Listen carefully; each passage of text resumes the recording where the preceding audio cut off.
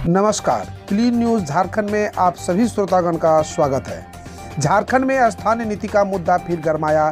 23 सितंबर से आजसू का अभियान शुरू, राज्यपाल को सौंपेंगे पत्र। झारखंड में स्थानीय का मुद्दा एक बार फिर गरमा गया है।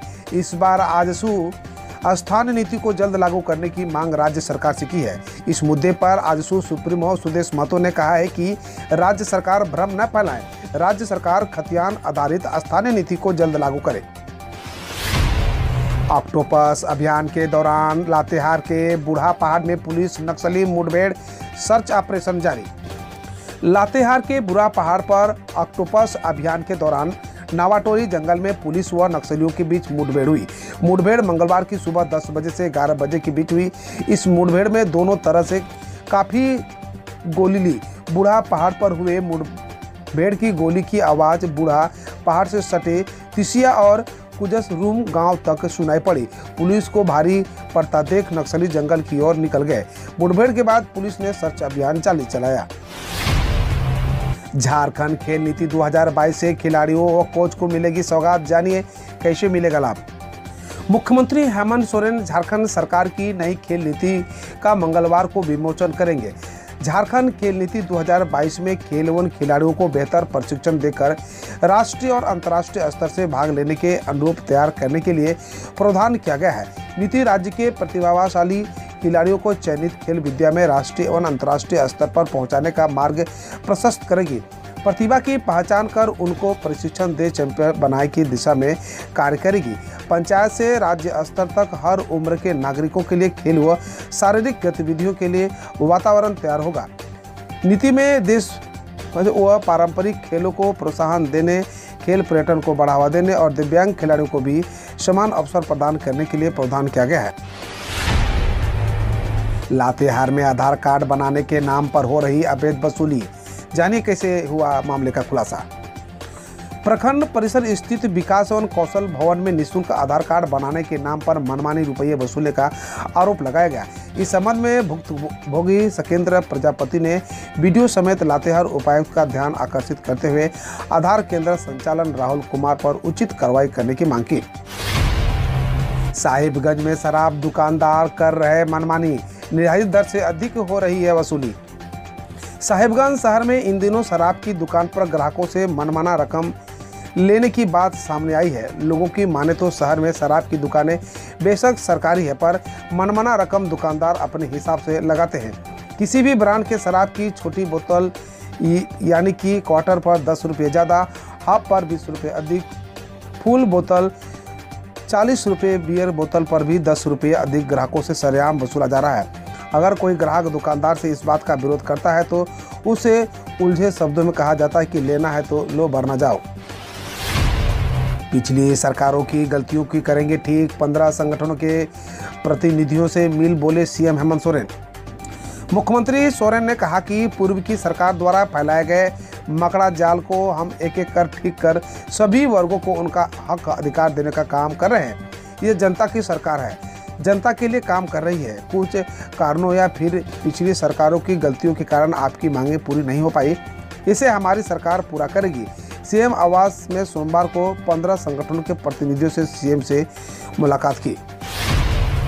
इन 8 जिलों की 145 प्रखंडों की स्थिति चिंताजनक, जाने सूखा घोषित करने का क्या है पैमाना। सीएम हेमंत सोरेन के निर्देश पर कृषि विभाग ने 8 जिलों की जमीनी हकीकत पता किया। इसमें से 145 प्रखंड की स्थिति बहुत ही चिंताजनक बताई गई है। 98 प्रखंडों को मॉडरेट बताया गया है। शेष अन्य 16 जिलों की स्थिति का पता लगाया जा रहा है। सूखे की स्थिति को लेकर सीएम ने सोमवार को बैठक की। 145 प्रखंडों में केंद्र सरकार के ट्राउट मैनुअल 2016 के आधार पर जमीनी हकीकत जानने की कोशिश की गई, जिसके आधार पर इन प्रखंडों को सुखाड़ की श्रेणी में रखा गया है।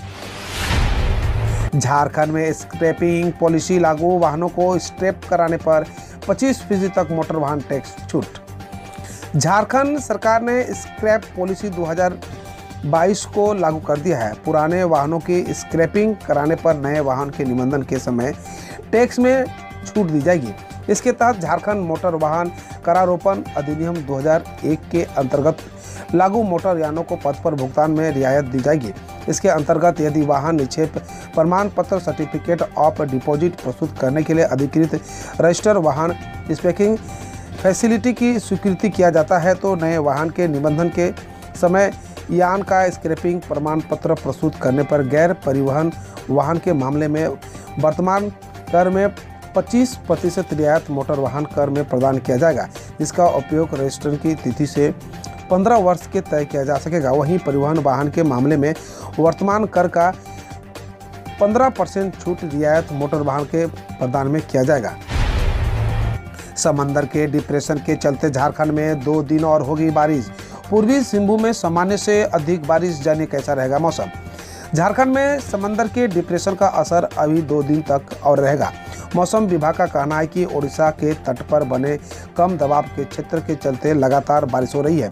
मौसम विभाग का पूर्वानुमान है कि अगले 2 दिन तक पूर्वी सिंहभूम समेत पूरे झारखंड में जोरदार बारिश के साथ तेज गर्जना होगी।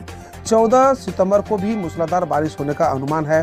15 सितंबर से डिप्रेशन कम होने के बाद मौसम साफ होना शुरू हो जाएगा। पूर्वी सिंहभूम में 1269 मिलीमीटर बारिश। भले ही झारखंड के कई जिलों में सूखे की स्थिति है, लेकिन पूर्वी सिंहभूम में 13 सितंबर तक 1269 मिलीमीटर बारिश हो चुकी है, जो सामान्य से अधिक है। हर साल जिले में 1000 से 1200 मिलीमीटर के बीच बारिश होती है, जबकि इस साल सामान्य से ज़्यादा बारिश हो चुकी है। मौसम विभाग का कहना है कि वैसे तो कुछ साल जिले में 2000 मिलीमीटर तक बारिश हुई है, लेकिन इस साल सामान्य से ज़्यादा बारिश हुई है और अभी और होने का अनुमान है। चाईबासा में राशन डकारना पड़ा महंगा। पश्चिमी सिंहभूम के कई डीलरों का लाइसेंस हुआ सस्पेंड।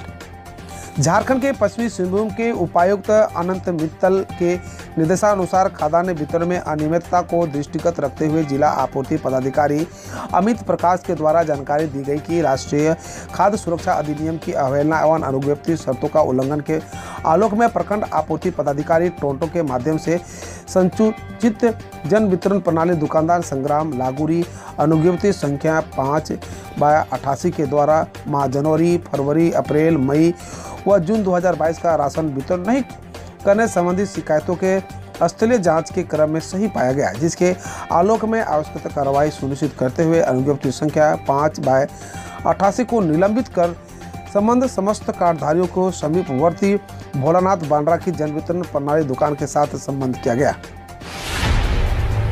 अब खबर देश विदेश और देश की विभिन्न योजनाओं से। गुजरात में स्थापित होगी सेमीकंडक्टर व डिस्प्ले विनिर्माण इकाई। पीएम ने कहा बढ़ेगा रोजगार।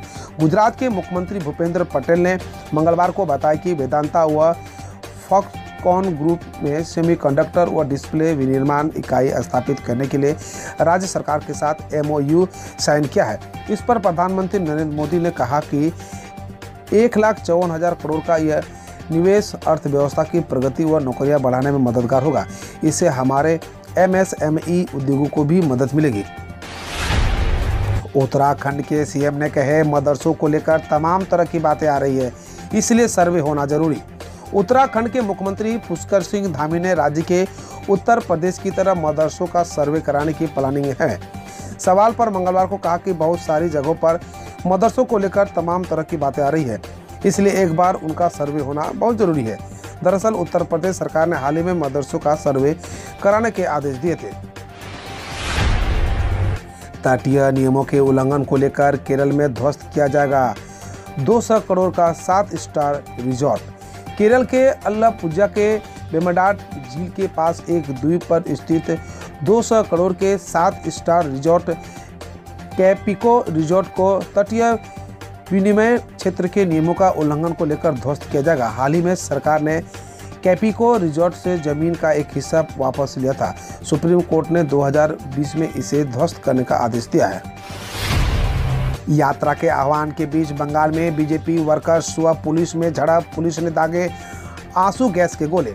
पश्चिम बंगाल में बीजेपी द्वारा नवान्न चलो यात्रा के आह्वान के बीच मंगलवार को हावड़ा में पार्टी कार्यकर्ताओं और पुलिस में हिंसक झड़प हो गई। पुलिस ने कार्यकर्ताओं को खदेड़ने के लिए आंसू गैस के गोले दागे और वाटर कैनन का इस्तेमाल किया, जिसका वीडियो सामने आया है। इससे पहले बीजेपी नेता शुभेंदु अधिकारी को हिरासत में लिया गया। गुजरात पुलिस से केजरीवाल ने कहा, बीजेपी वाले को आपको कोई गलत काम करने को बोले तो मना कर दो। दिल्ली के मुख्यमंत्री अरविंद केजरीवाल ने मंगलवार को गुजरात पुलिस से कहा, आपके सभी मुद्दों पर मैंने आपका साथ दिया। उन्होंने ट्वीट किया कि बीजेपी वाले आपको कोई गलत काम करने को बोले तो मना कर दो, डरो मत।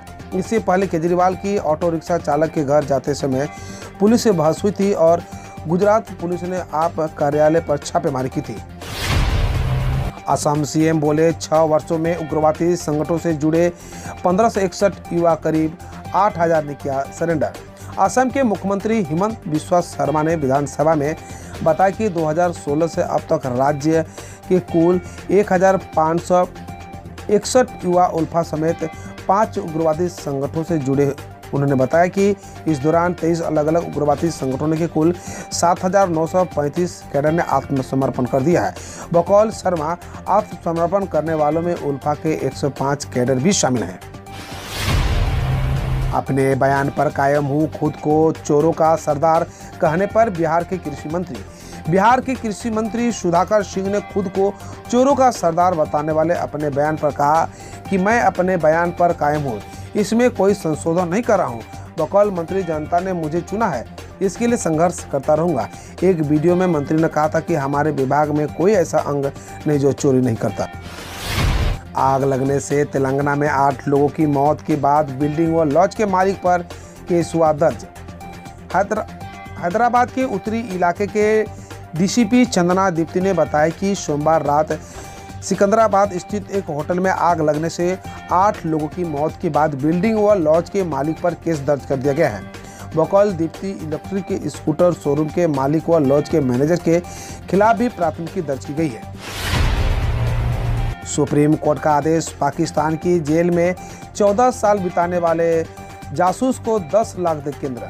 सुप्रीम कोर्ट ने केंद्र को आदेश दिया है कि 1970 के दशक में भारत के लिए बतौर जासूस काम करने और जासूसी के आरोप में पाकिस्तान की जेल में 14 वर्ष बिताने का दावा करने वाले 75 वर्षीय महमूद अंसारी को 10 लाख का हर्जाना दिया जाए।